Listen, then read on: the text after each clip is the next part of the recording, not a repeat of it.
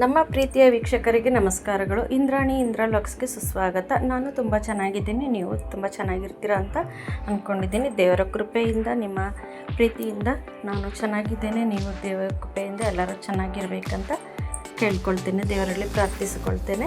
ಮೊದಲಿಗೆ ನೋಡಿ ಚಿಕನ್ ಕಬಾಬ್ ಮಾಡ್ತಿದ್ದೀನಿ. ಹಸಿ ಮಸಾಲೆ ಹಾಕಿ ಕಬಾಬ್ ಮಾಡ್ತಿದ್ದೀನಿ. ಮನೆಯಲ್ಲಿರೋ ವಸ್ತುಗಳನ್ನು ಹಾಕಿ ಮಾಡೋದನ್ನು ಹೇಗೆ ಅಂತ ನೋಡ್ಕೊಳ್ಳೋಣ ಬನ್ನಿ. ಒಂದು ಇಂಚಿನ ಶುಂಠಿ ಹಾಕಿದ್ದೀನಿ, ಒಂದು ಗಡ್ಡೆ ಬೆಳ್ಳುಳ್ಳಿ ಹಾಕಿದ್ದೀನಿ, ಒಂದು ಕಡ್ಡಿ ಕರಿಬೇವು ಹಾಕಿದ್ದೀನಿ, ಒಂದು 15 ಹಸಿಮೆಣ್ಸಿನ್ಕಾಯಿ ಹಾಕ್ಕೊಂಡಿದ್ದೀನಿ, ಸ್ವಲ್ಪ ಪುದೀನ ಹಾಕಿದೆ, ಸ್ವಲ್ಪ ಅರಿಶಿನ ಪುಡಿ ಹಾಕ್ತಾಯಿದ್ದೀನಿ, ಒಂದು 1/4 ಟೀ ಸ್ಪೂನ್ ಅರಿಶಿನ ಪುಡಿ ಹಾಕ್ತಾಯಿದ್ದೀನಿ, ಒಂದು 1/4 ಟೀ ಸ್ಪೂನು ಗರಂ ಮಸಾಲೆ ಪುಡಿ ಹಾಕಿದ್ದೀನಿ. ಗರಂ ಮಸಾಲೆ ಪುಡಿ ಅಂದರೆ ಮನೆಯಲ್ಲೇ ಮಾಡಿರೋಂಥ ಚಕ್ಕೆ ಲವಂಗ ಪುಡಿ. ಮತ್ತು ನೋಡಿ 1 ಸ್ಪೂನಷ್ಟು ನಾನು ಕಾಳು ಮೆಣಸಿನ ಹಾಕಿದ್ದೀನಿ, ಸ್ವಲ್ಪ ಜೀರಿಗೆ ಪುಡಿ ಹಾಕಿದ್ದೀನಿ, ಒಂದು ಅರ್ಧ ಟೀ ಸ್ಪೂನಷ್ಟು ಜೀರಿಗೆ ಪುಡಿ ಹಾಕಿದ್ದೀನಿ. ಜೀರಿಗೆ ಪುಡಿ ಹಾಕಿದ್ಮೇಲೆ ಇವಾಗ ಒಂದು ಅರ್ಧ ನಿಂಬೆಹಣ್ಣನ್ನು ಹಾಕ್ಕೊಂಡಿದ್ದೀನಿ, ಸ್ವಲ್ಪ ಕರಿಬೇವಿನ ಸೊಪ್ಪು ಕೂಡ ಹಾಕಿದ್ದೀನಿ, ಕೊತ್ತಂಬರಿ ಕೂಡ ಹಾಕಿದೆ, ಸ್ವಲ್ಪ ಕರಿಬೇವು ಹಾಕಿದ್ದೀನಿ. ನಾನೊಂದು 3/4 kg ಚಿಕನ್ ತೊಗೊಂಡಿದ್ದೀನಿ. ಚಿಕನ್ಗೆ ಇವಾಗ ಕಬಾಬ್ ಮಾಡ್ಕೊಳ್ಳೋಣ. ನಿಂಬೆಹಣ್ಣು ಹಾಕಿದ್ದಾದಮೇಲೆ ನೋಡಿ ಇವಾಗ ನಿಂಬೆಹಣ್ಣು ಹಾಕಿದ್ದೀನಿ. ನಿಂಬೆಹಣ್ಣು ಹಾಕಿದ್ಮೇಲೆ ನಾನು ಒಂದು 4 ಸ್ಪೂನಷ್ಟು ಮೊಸರು ಹಾಕ್ಕೊಳ್ತಾ ಇದ್ದೀನಿ. ಮನೆಯಲ್ಲೇ ಮಾಡಿರೋಂಥ ಮೊಸರು ಹಾಕ್ಕೊಂಡಿದ್ದೀನಿ, ಗಟ್ಟಿ ಮೊಸರು ಹಾಕ್ಕೊಂಡ್ಮೇಲೆ ಒಂದು ಮೊಟ್ಟೆ ಒಡೆದು ಹಾಕ್ಕೊಳ್ತಾ ಇದ್ದೀನಿ. ಅದರಲ್ಲಿ ಬೈಂಡಿಂಗ್ಗೆ ಮೊಟ್ಟೆ ಬೇಕು, ಇಲ್ಲಾಂದರೆ ಬಿಟ್ಬಿಡುತ್ತೆ, ಮಸಾಲೆ ಎಲ್ಲ ಎಣ್ಣೆಲಿ ಬಿಟ್ಕೊಂಡ್ಬಿಡುತ್ತೆ. ಅದಕ್ಕೆ 2 ಸ್ಪೂನ್ ಅಕ್ಕಿ ಹಿಟ್ಟು ಹಾಕ್ಕೊಳ್ತಾ ಇದ್ದೀನಿ. 2 ಸ್ಪೂನ್ ಅಕ್ಕಿ ಹಿಟ್ಟು ಹಾಕ್ಕೊಂಡು 1 ಸ್ಪೂನಷ್ಟು ಕಡಲೆ ಹಿಟ್ಟು ಹಾಕ್ಕೊಂಡಿದ್ದೀನಿ. 1 ಸ್ಪೂನ್ ಕಡಲೆ ಹಿಟ್ಟು ಹಾಕ್ಕೊಂಡಿದ್ದಾದಮೇಲೆ ನಾವು ಇದಕ್ಕೆ ನೀರೇನು ಹಾಕೋ ಅವಶ್ಯಕತೆ ಇರೋದಿಲ್ಲ ಅನಿಸುತ್ತೆ, ನೀರು ಹಾಕೋದಿಲ್ಲ. ಮೊಸರು ಹಾಕಿದ್ದಿಲ್ಲ, ಮೊಸರು ನಿಂಬೆಹಣ್ಣು ಮೊಟ್ಟೆ ಎಲ್ಲ ನೀರಿರುತ್ತಲ್ಲ, ಅದು ನೀರಿನ ಅಂಶ ಇರುತ್ತಲ್ಲ, ಅದಕ್ಕೆ ಸರಿ ಹೋಗುತ್ತೆ. ನೋಡಿ ಈ ಥರ ನೈಸಾಗಿ ರುಬ್ಕೊಂಬಂದಿದ್ದೀನಿ. ರುಬ್ಕೊಂಬಂದು ಚಿಕನನ್ನು ಉಪ್ಪು ಅರಿಶಿನ ಪುಡಿ ಹಾಕಿ ಚೆನ್ನಾಗಿ ತೊಳ್ಕೊಂಡಿದ್ದೀನಿ. ಒಂದು 3/4 kg ಚಿಕನ್ ಇದೆ ಇದು. ಚಿಕನ್ಗೆ ಇವಾಗ ಮಸಾಲೆನೆಲ್ಲ ಸೇರಿಸ್ಕೊಂಬಿಡೋಣ. ಮಸಾಲೆನೆಲ್ಲ ಇದಕ್ಕೆ ಸೇರಿಸ್ಕೊಂಬಿಟ್ಟು ಹಾಕ್ಕೊಂಬಿಟ್ಟು ನೀವು ಇದನ್ನು ಚೆನ್ನಾಗಿ ಮಿಕ್ಸ್ ಮಾಡ್ಕೋಬೇಕಾಗುತ್ತೆ. ರುಚಿಗೆ ತಕ್ಕಷ್ಟು ಉಪ್ಪು ಹಾಕ್ಕೊಂಡು ಚೆನ್ನಾಗಿ ಮಿಕ್ಸ್ ಮಾಡಿ ಇಟ್ಕೊಂಬಿಡೋಣ. ಚೆನ್ನಾಗಿ ಮಿಕ್ಸ್ ಮಾಡ್ಕೊಬೇಕು. ನೋಡಿ ನಮ್ಮ ವಿಡಿಯೋ ಯಾರಾದರೂ ಫಸ್ಟ್ ಟೈಮ್ ನೋಡ್ತಿದ್ರೆ ದಯವಿಟ್ಟು ಸಬ್ಸ್ಕ್ರೈಬ್ ಮಾಡಿ, ಬೆಲ್ ಬಟನ್ ಒತ್ತಿ. ನಾನು ಹಾಕೋ ವಿಡಿಯೋ ನೋಟಿಫಿಕೇಷನ್ ನಿಮಗೆ ಬರುತ್ತೆ, ನೀವು ನೋಡ್ಬೋದಾಗುತ್ತೆ. ಮತ್ತು ಯಾವುದೇ ವಿಡಿಯೋ ನೋಡಿದ್ರೂ ದಯವಿಟ್ಟು ಪೂರ್ತಿ ವಿಡಿಯೋ ನೋಡಿ ಕಮೆಂಟ್ ಮಾಡಿ ಏನಿದೆ ವಿಡಿಯೋ ಹೇಗಿದೆ ಅಂತೇಳಿ ನೀವು ಕಮೆಂಟ್ ಮಾಡಿ. ವಿಡಿಯೋ ಇಷ್ಟ ಆದರೆ ಒಂದು ಲೈಕ್ ಮಾಡಿ. ನೋಡಿ ಇದಕ್ಕೆ ನಾನು ಲಾಸ್ಟಲ್ಲಿ ಕಾರ್ನ್ಫ್ಲವರ್ ಹಾಕ್ತಾಯಿದ್ದೀನಿ. ಒಂದು 2 ಸ್ಪೂನಷ್ಟು ಕಾರ್ನ್ಫ್ಲವರ್ ಹಾಕಿ ನಾನು ಇವಾಗ ಮುಚ್ಚಿಟ್ಬಿಡ್ತೀನಿ. ಒಂದು ಒಂದು ಗಂಟೆ ಅಷ್ಟು ನಾನು ಫ್ರಿಡ್ಜಲ್ಲಿ ಇಟ್ಬಿಡ್ತಾಯಿದ್ದೀನಿ. ಅರ್ಧ ಗಂಟೆ ಇಟ್ಟಿದೆ, ಜಾಸ್ತಿ ಏನಿಟ್ಟಿರಲಿಲ್ಲ. ಅರ್ಧ ಗಂಟೆ ಆದಮೇಲೆ ನಾನು ಓಪನ್ ಮಾಡ್ತಿದ್ದೀನಿ.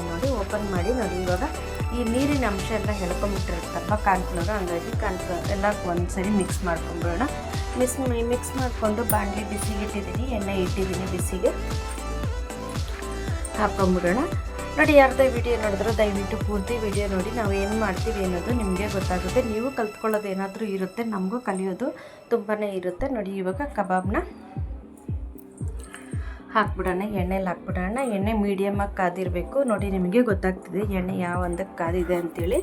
ಎಣ್ಣೆ ತುಂಬ ಕಾಯ್ದಿರಬಾರ್ದು, ತುಂಬ ಕಾದ್ಬಿಟ್ರೆ ಎಣ್ಣೆ ನಮಗೆ ಕಲರ್ ಚೇಂಜ್ ಆಗಿಬಿಡುತ್ತೆ, ಮತ್ತು ಮೇಲೆ ಸೀದೋಗ್ಬಿಡುತ್ತೆ, ಒಳಗಡೆ ಹಸಿದೇ ಇರುತ್ತೆ. ಹಂಗಾಗಿ ನಿಧಾನಕ್ಕೆ ನಾವು ಬೇಯಿಸ್ಕೋಬೇಕಾಗುತ್ತೆ, ಮೀಡಿಯಮ್ ಉರಿನಲ್ಲಿಟ್ಟು ಬೇಯಿಸ್ಕೋಬೇಕಾಗುತ್ತೆ. ಹಾಕ್ಬಿಟ್ಟು ನಾವು ಒಂದು 5 ನಿಮಿಷ ನಾವು ಬೇಯಕ್ಕೆ ಬಿಡಬೇಕಾಗುತ್ತೆ. ಒಂದು 5 ನಿಮಿಷ ಬಿಟ್ಟು ಸ್ವಲ್ಪ ಬೆಂದ ಮೇಲೆ ನಾವು ತಿರುಗಿಸ್ಕೋಬೇಕು, ಇಲ್ಲಾಂದರೆ ಮಸಾಲೆ ಎಲ್ಲ ನಮಗೆ ಹಂಗಂಗೆ ಬಿಟ್ಬಿಡುತ್ತೆ, ಎಣ್ಣೆಲಿ ಬಿಟ್ಬಿಡುತ್ತೆ.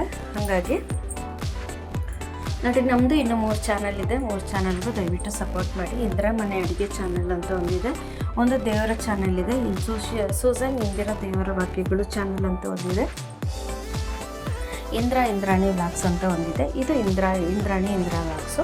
ಈ 4 ಚಾನಲ್ಗೂ ನೀವು ಸಪೋರ್ಟ್ ಮಾಡಬೇಕು ಅಂತ ಕೇಳ್ಕೊಳ್ತೀನಿ. ಮತ್ತು ನೋಡಿ ನಿಮಗೆ ವಿಡಿಯೋ ಇಷ್ಟ ಆದರೆ ಒಂದು ಲೈಕ್ ಮಾಡಿ. ವಿಡಿಯೋ ಮತ್ತು ನಿಮ್ಮ ಫ್ರೆಂಡ್ಸ್ಗೆ ನೆಂಟರಿಗೆಲ್ಲ ಶೇರ್ ಮಾಡಿ, ಸಪೋರ್ಟ್ ಮಾಡಿ ಅಂತ ಕೇಳ್ಕೊಳ್ತೀವಿ. ನೋಡಿ ನೀವು ಮನೇಲಿ ಮಾಡಿ ನೋಡಿ ಹೇಗೆ ಅನ್ನಿಸ್ತು ಅಂತ. ಮನೇಲಿ ಮಾಡಿ ನೋಡಿ. ಇದು ಮತ್ತೆ ನೋಡಿ ಊಟಕ್ಕೆ ಸೈಡ್ಗೆ ಇಟ್ಕೊಂಡು ಚೆನ್ನಾಗಿರುತ್ತೆ. ಮಕ್ಕಳಿಗೆ ಈ ಥರ ಮಾಡಿಕೊಟ್ಟಾಗ ಮತ್ತು ಚೆನ್ನಾಗಿ ತಿಂತಾರೆ, ಮಕ್ಕಳು ಚೆನ್ನಾಗಿ ತಿಂತಾರೆ. ಸಾರಿಗಿಂತ ಈ ಥರ ಕಬಾಬ್ ಮಾಡಿದಾಗ ಚೆನ್ನಾಗಿರುತ್ತೆ. ಏನಾದರೂ ಫಂಕ್ಷನ್ಗಳಿದ್ದಾಗ ಕೂಡ ನಮಗೆ ಈಸಿಯಾಗಿ ಮನೇಲಿ ಇರೋವಂಥ ವಸ್ತುಗಳನ್ನ ಇಟ್ಟು ನಾವು ಆ ಸಾಮಗ್ರಿಗಳನ್ನ ಇಟ್ಟು ಕಬಾಬ್ ಮಾಡ್ಕೋಬೋದಾಗುತ್ತೆ.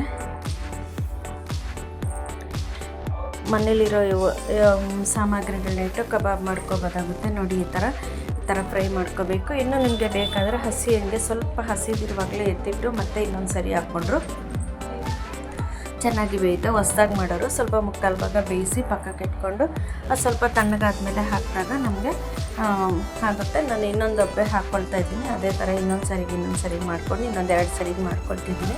ನಾನು ರಾತ್ರಿ ಊಟಕ್ಕೆ ಮಾಡ್ತೀನಿ. ಇದು ಮತ್ತೆ ನೋಡಿ ಬೇಳೆ ಸಾರಿಗೆ ರಸಕ್ಕೆ ಸೈಡಲ್ಲಿ ಇಟ್ಕೊಂಡು ತಿಂದರೆ ತುಂಬ ಚೆನ್ನಾಗಿರುತ್ತೆ. ನಾನು ಬರೀ ಬೇಳೆ ಸಾರು ಮಾಡಿದ್ದೆ. ಬರೀ ಬೇಳೆ ಸಾರಿಗೆ ನಾನು ಕಬಾಬ್ ಮಾಡಿದ್ದೀನಿ. ಕಬಾಬ್ ಮಾಡಿ ತಿನ್ನೋದಕ್ಕೆ ತುಂಬ ಚೆನ್ನಾಗಿರುತ್ತೆ. ಬರೀ ಬೇಳೆ ಸಾರಿಗಂತೂ ಕಬಾಬ್ ಸೈಡಲ್ಲಿ ಇಟ್ಕೊಂಡು ತಿಂದರೆ ತುಂಬಾ ಚೆನ್ನಾಗಿರುತ್ತೆ, ಟೇಸ್ಟಾಗಿರುತ್ತೆ. ರಸಕ್ಕೆ ಚೆನ್ನಾಗಿರುತ್ತೆ. ಮತ್ತು ಗೀ ರೈಸ್ ಜೊತೆಗೆ ಕಬಾಬು ಮತ್ತು ಮೊಸರು ಬಜ್ಜಿಗೂ ಚೆನ್ನಾಗಿರುತ್ತೆ. ಬಿರಿಯಾನಿಗೂ ಸೈಡಲ್ಲಿ ಇಡೋದಕ್ಕೆ ಚೆನ್ನಾಗಿರುತ್ತೆ. ಫಂಕ್ಷನ್ಗಳಿಗೆಲ್ಲ ಮಾಡ್ಕೋಬೋದಾಗುತ್ತೆ. ಚಿಕ್ಕ ಮಕ್ಕಳಿಗೆ ಖಾರ ಇಲ್ಲದೆ ನಮಗೆ ಖಾರ ಎಷ್ಟು ಬೇಕೋ ಅಷ್ಟಾಗಿ ಮಾಡಿಕೊಟ್ರೆ ತುಂಬ ಚೆನ್ನಾಗಿರುತ್ತೆ. ನೀವು ಮನೇಲಿ ಮಾಡಿ ನೋಡಿ, ಹೇಗೆ ಅನ್ನಿಸ್ತು ಅಂತ ಕಮೆಂಟ್ ಬಾಕ್ಸಲ್ಲಿ ತಿಳಿಸಿ. ಲೈಕ್ ಮಾಡಿ, ಸಬ್ಸ್ಕ್ರೈಬ್ ಮಾಡಿ.